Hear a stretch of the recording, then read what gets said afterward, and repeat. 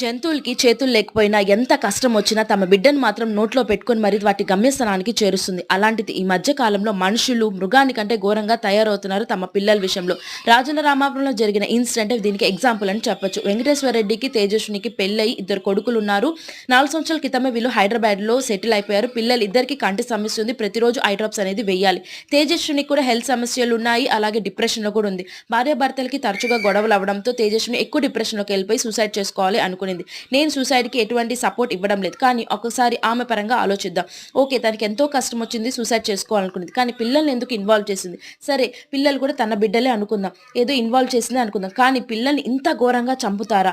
అది కూడా కొబ్బరికాయలు నరికే కత్తితో పిల్లల్ని తరుముకుని మరి ఒక తల్లి బిడ్డల్ని అంత క్రూరంగా చంపుతుందా అనిపించింది ఈ ఇన్సిడెంట్ తెలుసుకొని. సో దీని గురించి మీరేమనుకుంటారో నాకు కామెంట్ అయితే చేసండి. మరెన్నో ఇలాంటి అప్డేట్స్ కోసం మన ఛానల్ ఖచ్చితంగా లైక్, షేర్, సబ్స్క్రైబ్.